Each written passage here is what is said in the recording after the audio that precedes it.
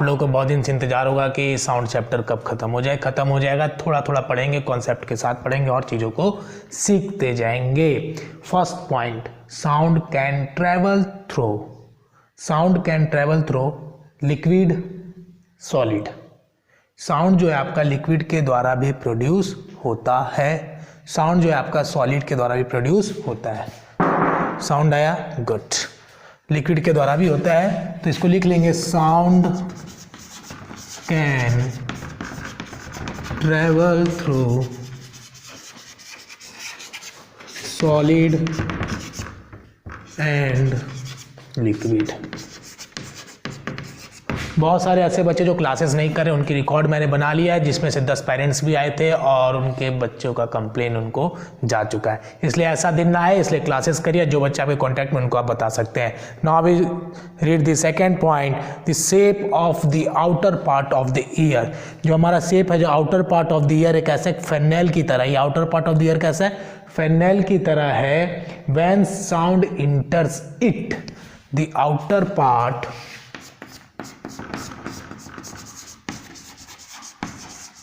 the outer part of ear is like a funnel shaped.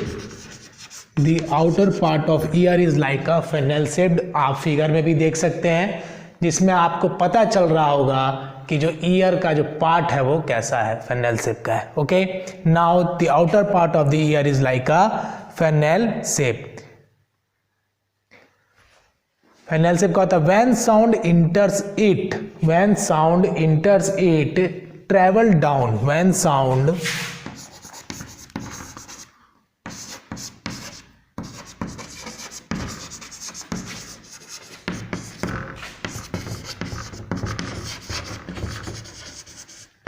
जब sound इंटर्स करता है तो ट्रैवल करता है। ऐसे होता है ना, इंसान ट्रैवल करता है ट्रेन में, वैसे साउंड क्या करता है, इस फनेल में जाके ट्रैवल करता है और मजे मारता है ना। गाना सुनते हो ना मजे में, तो ये क्या होता है, हमारे ईयर में जाता है। ईयर कैसा है, फनेल शेप का है और आराम से चला जाता है साउंड। और when sound enters it travel down a canal at the end, and तक जाता है जाता है जाता है, जहाँ पे क्या होता है, एक थीन मेम्ब्रेन, एक मेम्ब्रेन होता है जो स्ट्रेच रहता है tightly, that is called ear drum. Okay, तो लिखेंगे the outer part of the ear is like a funnel shape. When sound enters it travel down, when sound enters it travel down a canal at the end, travel down a canal at the end, in which a thin membrane of which at the end of which a thin membrane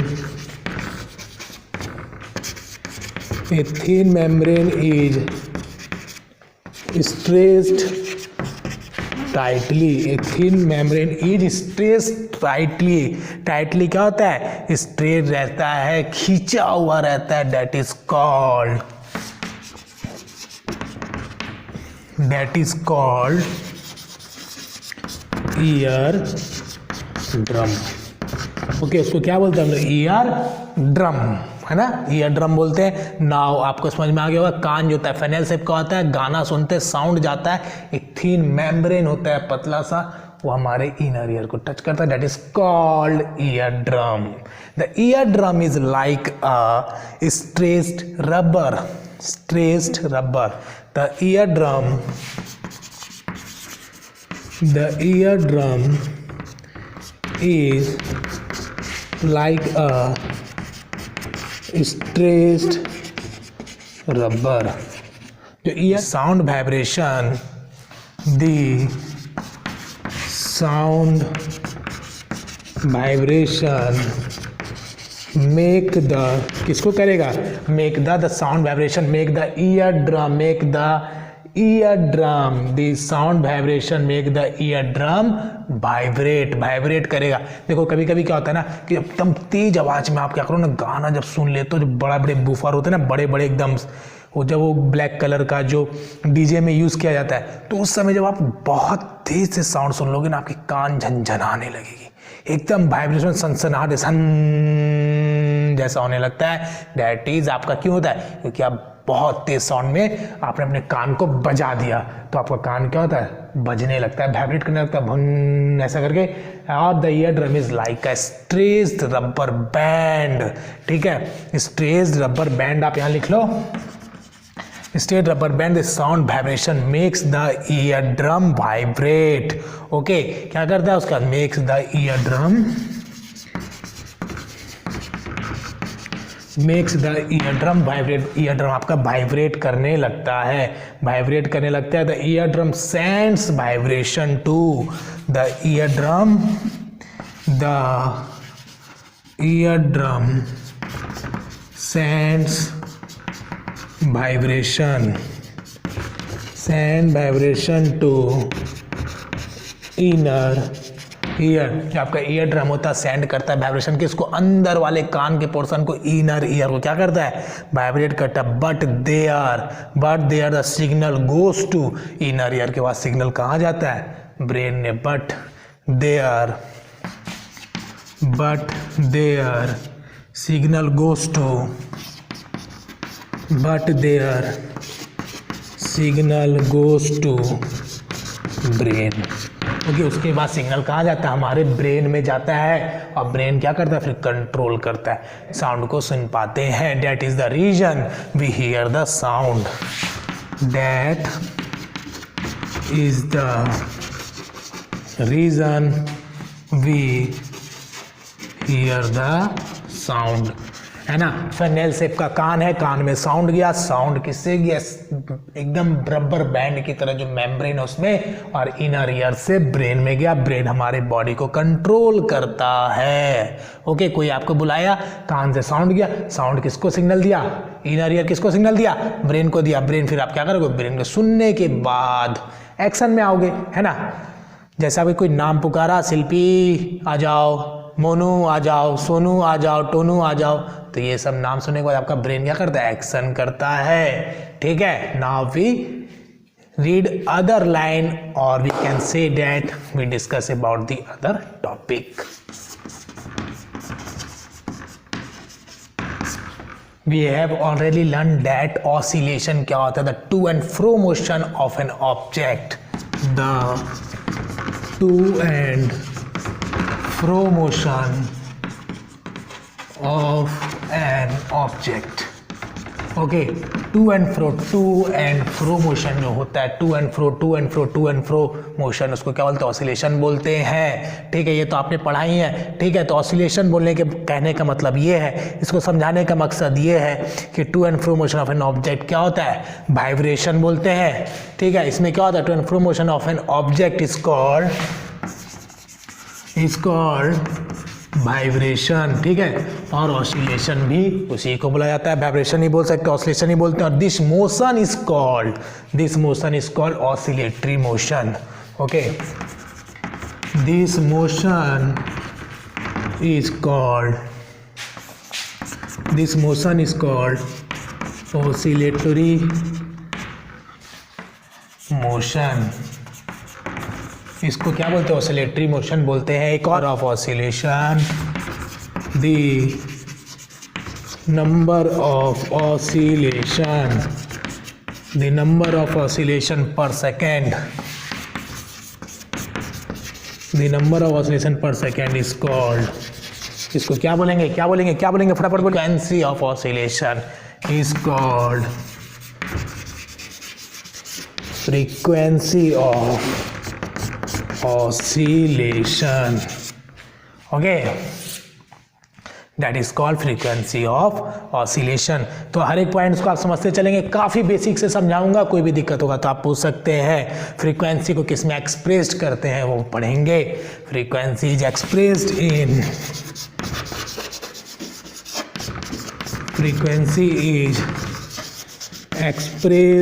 in, dash. ये आप comment box में लिखोगे अगर आपको जानकारी होगा तो, ठीक है, या फिर मैं ही बता देता हूँ इसका क्या होगा, हर्ट्ज होगा। अब इसके आपको सिंबल्स आपको कमेंट बॉक्स में लिखना है, सिंबल जो यूज़ किया जाता है हर्ट्ज के लिए वो आपको किस में लिखना है, कमेंट बॉक्स में लिखना है।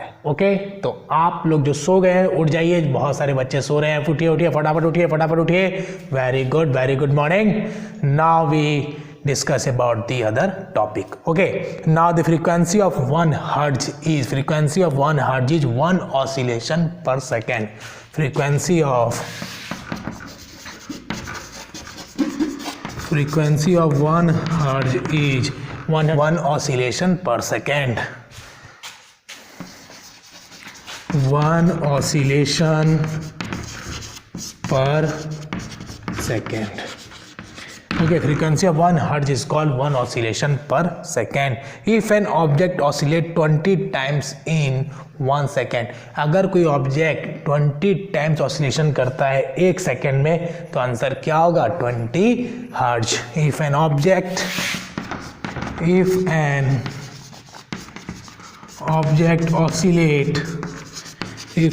oscillates 20 hertz in 1 सेकेंड तो आंसर क्या होगा, ठीक है। अगर आपसे पूछा है तो ऑसिलेट्स 20 टाइम्स, ओके, यहाँ पे आपको क्या लिखना है, 20 टाइम्स, तो आंसर क्या होगा 20 हर्ट्ज। ओके, दैट इज 20, ये आपका क्या हो जाएगा, आंसर हो जाएगा, ठीक है। Now we discuss the other points. Point amplitude का डबल होता है loudness. Amplitude is the double of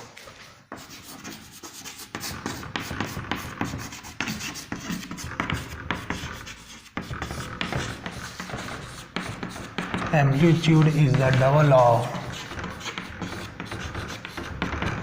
loudness. Amplitude is the double of loudness होता है। If an amplitude becomes twice, if an amplitude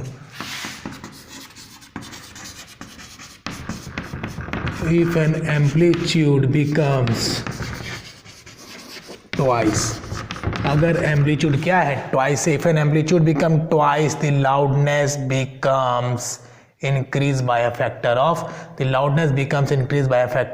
4। Okay, if an amplitude becomes twice the loudness, ठीक है, amplitude अगर twice है तो loudness कितना हो जाएगा, बताइए, लाउडनेस कितना हो जाएगा, increase by a factor of the loudness increase by a factor of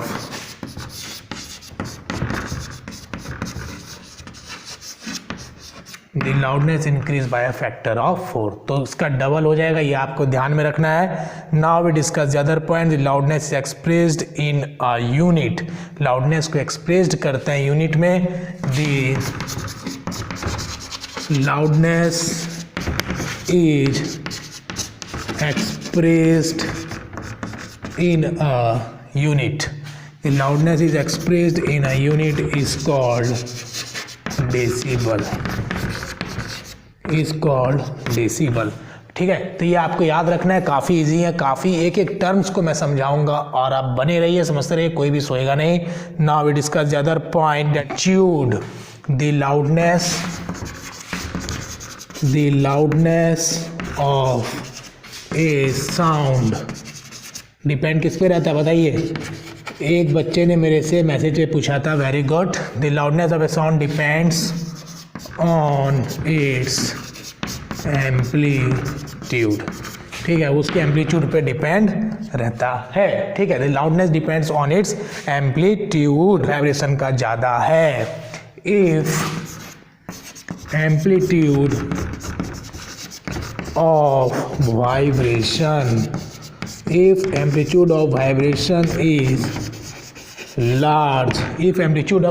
is large, the sound is loud, ठीक है, vibration is large, the sound produced in large, ठीक है। मतलब ये है कि वाइब्रेशन जितना ज़्यादा होगा, झंझनाहट जितनी ज़्यादा होगी उतना ही ज़्यादा क्या होगा, बताइए, उतना ही ज़्यादा क्या होगा, साउंड, उतना ही ज़्यादा क्या होगा, साउंड होगा, ठीक है। मतलब amplitude, loudness, sound. Okay, now we discuss the other point, that is when the amplitude is small. अब बात करेंगे व्हेन द एम्पलीट्यूड, जब एम्पलीट्यूड छोटा होगा तो क्या होगा, when the amplitude is small the sound produced is feeble. ठीक है, अगर एम्पलीट्यूड छोटा होगा तो फीबल होगा। फीबल का मतलब क्या होता है, कमजोर। फीबल का मतलब क्या होता है, कमजोर, weak sound. Okay, that is कमजोर। ठीक है, वीक। ओके, ये मेरा कहने का मतलब था, ये आपको मैंने समझाने के लिए हिंदी में लिख लिया, बस समझना जरूरी है। ठीक है, तो हम लोग यहाँ पे लिखेंगे एम्पलीट्यूड मोर, अगर होगा तो क्या होगा, लाउडनेस भी ज्यादा होगा। एम्पलीट्यूड ज्यादा होगा तो लाउडनेस भी ज्यादा होगा। ओके, नाउ द एम्पलीट्यूड कम होगा तो लाउडनेस भी कम होगा। एम्पलीट्यूड कम होगा, amplitude less, loudness less. Okay, तो आज के लिए इतना काफ़ी है, थोड़ा थोड़ा पढ़ेंगे, अच्छे से पढ़ेंगे, समझते चलेंगे बातों को। Good morning everyone again, because कुछ बच्चे जो है देखते देखते भाग गए, ब्रेकफास्ट नहीं किए थे, भाग गए, सोने भाग गए, कहाँ भाग गए, मोबाइल चला के भाग गए। ऐसा मत करो, गलती मत करो, अपने आप को आप ठग रहे हो, ठगो मत, अपने आप को मत ठगो, अपने पेरेंट्स को मत ठगो। बेटा, मेरे भाई, मेरे बहन, मेरे स्टूडेंट्स, मेरे सोल्जर्स, पढ़ना ही पड़ेगा। मीन्स इंटरेस्ट के साथ पढ़िए, प्रेशर में मत पढ़िए, नहीं तो चीज़ें सबकॉन्शियस माइंड में चला जाएगा। मतलब सबकॉन्शियस मतलब फुली कंसंट्रेट आप नहीं रह पाओगे। ओके, तो आज हम लोगों ने क्या क्या पढ़ा, ऑसिलेशन, फ्रीक्वेंसी का यूनिट क्या होता है, ठीक है, फ्रीक्वेंसी पर सेकंड कब होता है। ओके, नाउ ईयर के फंक्शंस पढ़े। ठीक है, तो मैं आपको बताता हूँ कुछ टिप्स। ऐसा क्या, टिप्स कुछ नहीं बताऊंगा, सीधा क्वेश्चन लिखिए, होमवर्क कौन लेगा, पूजा खत्म, प्रसादी तो लेना ही पड़ेगा। Function of ear. Okay, question number 1, short notes. ठीक है, लिखना है write short notes function of ear. Question number 1, 2, how many bones are present in ear. ठीक है, 1 ईयर, एक कान में कितनी हड्डियां पाई जाती है वो भी लिखना है, मैंने बताया था आपको। Now the question number 3 is what is oscillation. ठीक है, what is oscillation, that is question number 3। तो ये तीनों क्वेश्चंस का होमवर्क में कर लीजिए, इतना काफ़ी है। और thank you for attending the classes. बोलने से पहले जो बच्चे क्लासेस नहीं कर रहे हैं, जो आपके पहचान में, उनको मैंने बताया है, और जो आपके लिंक में उनको आप बता दीजिए। मैंने सबकी लिस्ट तैयार की है, कौन से बच्चे क्लास नहीं करें, मैंने लिस्ट तैयार किए हैं, पेरेंट्स को कॉल भी किया है। कुछ बता दे रहा हूँ कि पेरेंट्स को इतना परेशान मत करो, क्लासेस 15, 20, 30, 40 से ज़्यादा तो होता नहीं है, तो पढ़ लो, पढ़ने से तुम्हारा ही भला होगा। Thank you for attending the classes.